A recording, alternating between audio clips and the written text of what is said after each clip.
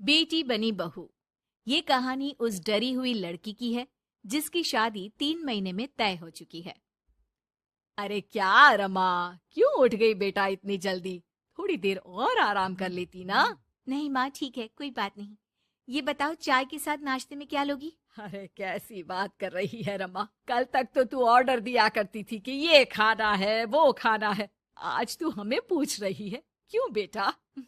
माँ अब ऐसे ही बोलिए ना, क्या खाएंगी? बेसन की रोटी बना दूं दही के रायते के साथ? माँ कुछ सोचती है फिर कहती है, अच्छा सुन, ये बता, रोहन का फोन आता है? शादी होने वाली है तेरी उससे, बात करती रहा कर। हाँ हाँ हाँ माँ, बात होती रहती है, मॉर्निंग में मैसेजेस भी डालती हूँ।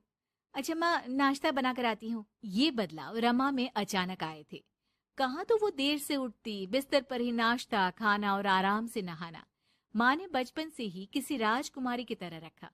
पढ़ने में होशियार और काफी सोचने वाली लड़की थी रमा। क्या बात है, आज तो नाश्ता बिल्कुल अलग बना है। ये कॉम्बिनेशन अपने घर में तो मैंने नहीं खाया। पापा, वो रोहन की मम्मी सोमवार को यही खाती है, इसलिए मैंने बनाया सीखने के लिए।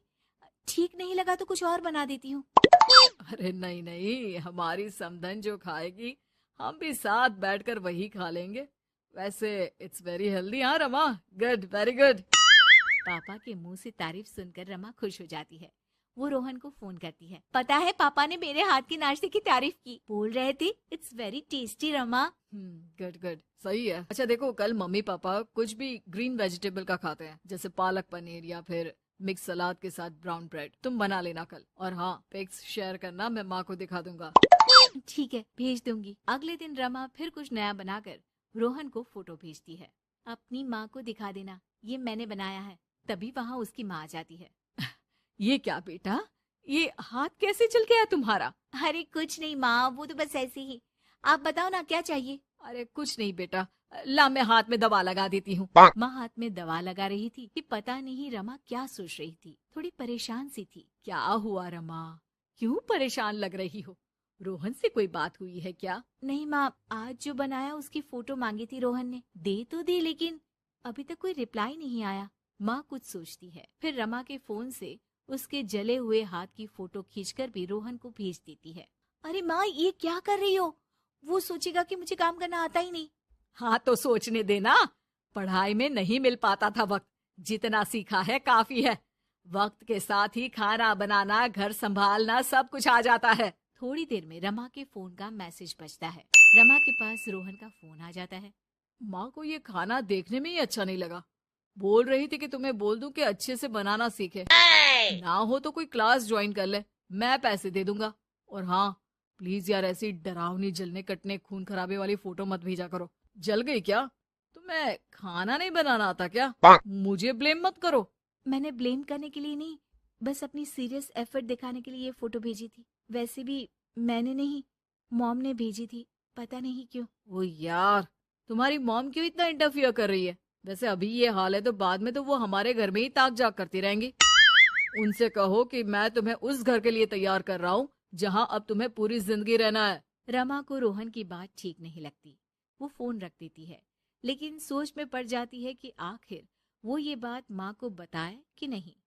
अब हर वक्त या तो वो रोहन का बताया खाना बना रही होती है, या उसके कहने पर उसकी पसंद की टीवी शोज, वेब सीरीज या फिर किताब पढ़ रही होती है।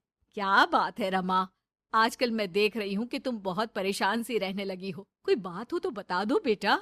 नहीं माँ, वो रोहन ने कहा था कि उसकी पसंद मुझे पता होनी चाहिए, जिससे कल को हम साथ हो तो हम लोग मिलकर अच्छे से बात कर पाए। उसने कुछ वेब सीरीज देखने को कहा था, लेकिन क्या कहूँ माँ, मेरी तो समझ में ही नहीं आ रही वेब सीरीज। अरे तो बोल देना रोहन को नहीं देखनी, या फिर एक काम कर, तू उसे अपनी पसंद का सिर्फ एक गाना सुनने को बोल। ला मैं मैसेज कर देती हूँ।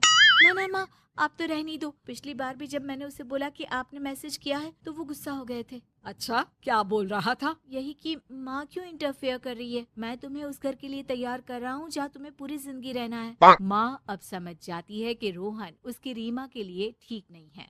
रहने दे रीमा, ये रोहन मुझे ठीक नहीं लगता, तू बोल तो मैं कोई और रिश्ता देखूं। अरे नहीं माँ, मेरे पूरे फ्रेंड सर्कल में ये बात हो गई है, नाते रिश्तेदार आस पड़ोस सभी। हाँ ठीक है बेटा, चल कुछ दिन और देख ले, लेकिन ये मत सोचना कि यहाँ शादी नहीं हुई तो कुछ बुरा हो जाएगा। ये देखना कि इससे शादी हुई तो भविष्य कैसा रहेगा। समझी? प्यार, विश्वास और इज्जत से बढ़कर कुछ भी नहीं है। रीमा माँ की बात पर हाँ बोलकर वहां से चली जाती है। अगले रोज रोहन का फोन रीमा के पास आता है। मैंने तुम्हें एक स्किन डॉक्टर का फोन नंबर दिया है। माँ बोल रही थी कि तुम सांवली हो और दिखने में भी नैन नक्श थोड़े। एक काम करो ना, तुम इनसे अपना ट्रीटमेंट शुरू करवा लो। होप कि थोड़ी देखने लायक हो जाओ। आज तक रीमा से किसी ने इस तरह बात नहीं की थी। वो ये बात सुनकर सीधे शीशे के सामने खड़ी हो जाती है।